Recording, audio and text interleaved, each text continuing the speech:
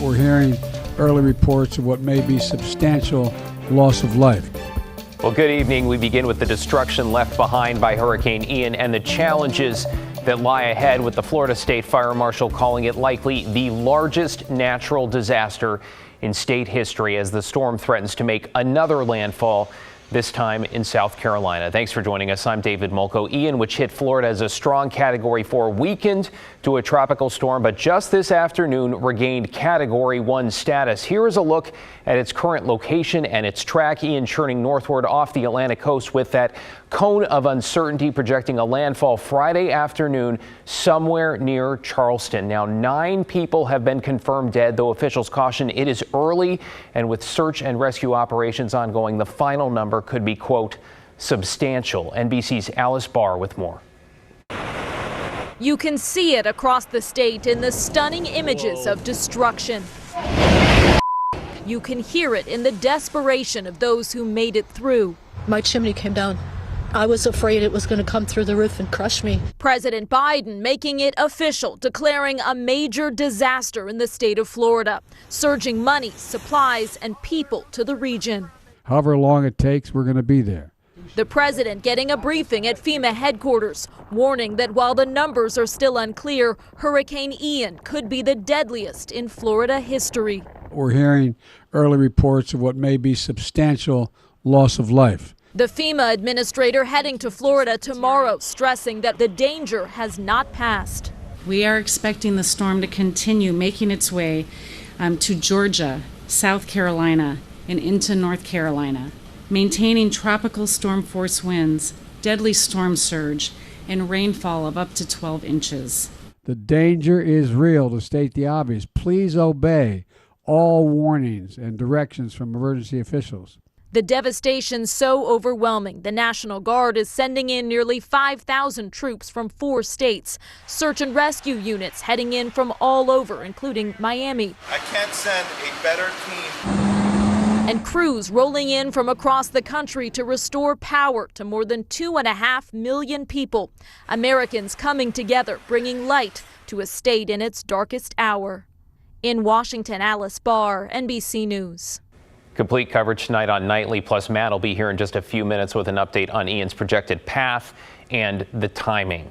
Let's get to local headlines now. An update on Portland's gun violence epidemic. One of the latest fatal shootings in Northwest Portland's Wallace Park. That's where a woman was killed Friday night, steps away from an elementary school. Neighbors there creating a memorial in honor of the victim. Police identifying her as 26-year-old Erica Evans. Let's bring in Mike Benner. Mike, it has been nearly a week. No arrests, no suspects. I mean, I imagine neighbors might be feeling on edge here.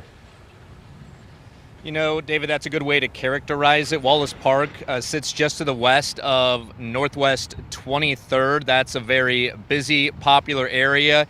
You mentioned the school. It's a relatively safe area when you think about it.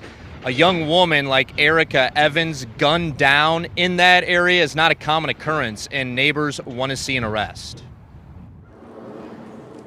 A basketball court at Northwest Portland's Wallace Park turned into a memorial honoring Erica Evans. The 26-year-old was killed here late last week. I feel a little nervous now. Jen Tracy has lived in the neighborhood for about 2 years. Initially, she referred to the area as the Little Gem of Portland, but not so much anymore. I notice a lot more people here at night, like over in that little zone. I've seen some people sleeping. Whether or not that played a role in Evans' death remains a mystery. What we do know is that officers responded to reports of a shooting at Wallace Park around 11:15 Friday night. They found Evans suffering from a gunshot wound.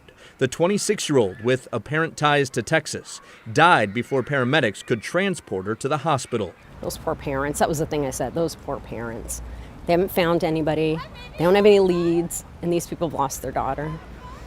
Unfortunately, Evans' loved ones aren't the only ones feeling the weight of the gun violence in Portland. Since the start of the year, there have been more than 960 shootings in the Rose City. Approximately 60 of those have been deadly.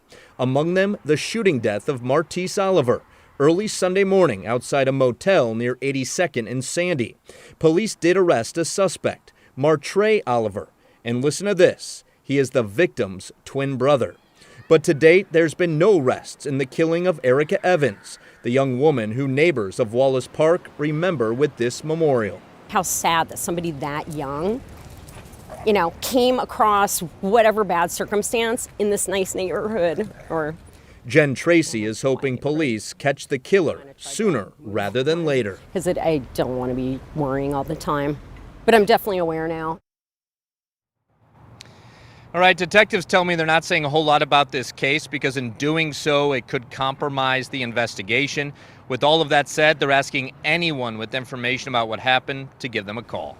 David. Mike Benner reporting. Thank you, Mike. Let's get to our homeless crisis this evening. Neighbors near Northeast Sandy and 143rd say they feel unsafe because of the behavior of some of the people living nearby in RVs. They say they've been the victims of theft and that one camper even threatened to burn down their homes if they called the police. Now, this camp is near a retirement community that is called Garden Meadows. Campers moved here a few weeks ago after the city cleared them from other areas near Park Rose High and Park Rose Middle School. Just to show you an example of the brazenness, while our crew was putting a story together and talking to the campers, someone broke into their news car, smashed a window, and stole equipment and personal items. There's Blair Best there. It turns out it was a homeless couple our reporter and photographer had just finished talking to. Here's what they heard from others nearby. I'm about at my breaking point. I've had enough of it, and I've been thinking about moving. And we're paying for our freedom. We're paying for our safety. We're paying for our privacy, and they're taking it all away. People think a lot of things about a lot of homeless people and think that they all do drugs, but they all don't do drugs. I don't. Well, the city says this camp is on their radar. They plan to clear it soon. In this case, we are also glad no one was hurt. Well, police in Northeast Portland are looking for burglars they say targeted a black-owned marijuana dispensary. Let's bring in Bryant Clerkley in the newsroom. Bryant, that same business was also recently vandalized. Yes, David, the owner of Green Muse Marijuana Dispensary near Northeast Killingsworth and 16th is beyond angry. Here's surveillance video from last week. Someone lit a fire on the porch of the Green Muse and then left behind this imagery, a cross inside a circle. The image has been used by white supremacists and other extremists since the 1930s, according to the Anti-Defamation League. But the crimes didn't stop there. Earlier this morning, someone broke into the dispensary and stole $35,000 worth of product. Here's the video from that incident. The owner says this is a huge loss. Business insurance is very expensive. We had to cut that expense due to the recession, due to lost sales. We had to cut expenses, and then we cut it last month, so we're not covered for this particular month. So it's a loss. Cruz says they need a lot of help. They need this help from the community, so they've created a GoFundMe. And the owners don't know if the burglary and vandalism are related, but police are investigating both incidents. David. Thank you, Bryant. Let's get to some new information this evening on Oregon's drug crisis, with state health officials releasing a new report that confirmed much of really what we already knew. Opioid overdoses rose in 2021. In particular, the jump was being fueled by meth, with the top increase in fatalities from synthetic opioids like fentanyl. Overdoses involving multiple drugs also now account for more than half of all deadly overdoses.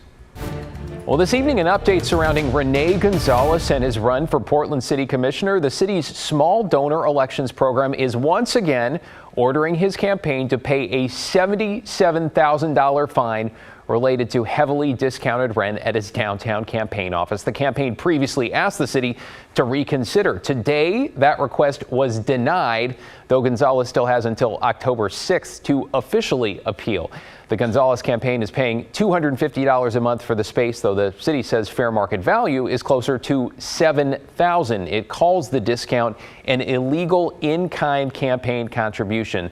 The Gonzalez campaign disputes that, given what they call, quote, the dismal state of downtown, end quote. Now, Gonzalez running against incumbent Joanne Hardesty. I will be moderating a debate between the two, with KGW hosting in partnership with the City Club of Portland. You can watch that live tomorrow at noon on KGW.com or on our mobile app. And we'll have highlights Friday evening right here, as well as on a special edition of Straight Talk.